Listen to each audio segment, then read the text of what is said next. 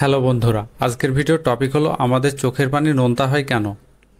আমি শিওর যে শৈশবের কোনো একদিন কান্না করার সময় চোখের পানি জিহ্বা দিয়ে টেস্ট করে বুঝেছেন আমাদের চোখের পানি নোনতা স্বাদের হয়ে থাকে। কিন্তু এমনটি কেন হয়, চলুন আজকের ভিডিওতে তা জেনে নেওয়া যাক।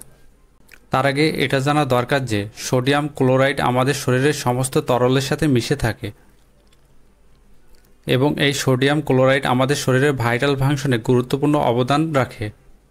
সোডিয়াম আমাদের শরীরে স্নায়ু সঞ্চালনকে পরিচালনা করে, যার কারণে আমাদের সমস্ত ইন্দ্রিয় কাজ করতে পারে।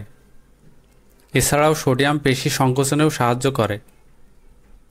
যদিও ক্লোরাইড আমাদের পাকস্থলীর হাইড্রোক্লোরিক অ্যাসিডের একটি ইসেনশিয়াল এলিমেন্ট, যা খাবার হজমে সাহায্য করে। গবেষণা মোতাবেক আমাদের শরীরের প্রতি লিটার বডি ফ্লুইডে প্রায় 2 চা চামচ লবণ বিদ্যমান আছে। আমাদের পুরো শরীরের বডি ফ্লুইডে প্রায় 1 পাউন্ড লবণ মজুদ থাকে। আর আমাদের শরীরে যেখান থেকে ফ্লুইড বাইরে আসে সেখানকার ফ্লুইডে লবণ উপস্থিত থাকে, যেমন চোখের পানি, রক্ত, প্রস্রাব, ঘাম ইত্যাদি। আর মূলত এই কারণে আমাদের চোখের পানির স্বাদ নোনতা হয়ে থাকে। সেই সাথে আমাদের চোখের পানি আমাদের চোখকেও রক্ষা করে, তাই আমাদের চোখে সামান্য পানি সবসময় উপস্থিত থাকে।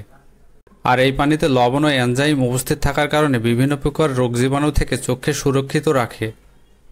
এছাড়াও চোখের ইনফেকশন থেকেও রক্ষা পায়। তো বন্ধুরা, ভিডিওটি ভালো লাগলে অবশ্যই একটি লাইক করে দিবেন। আর এই ধরনের আরও ইনফরমেটিভ মেডিকেল রিলেটেড ভিডিও পেতে আমাদের সাথেই থাকুন। ধন্যবাদ।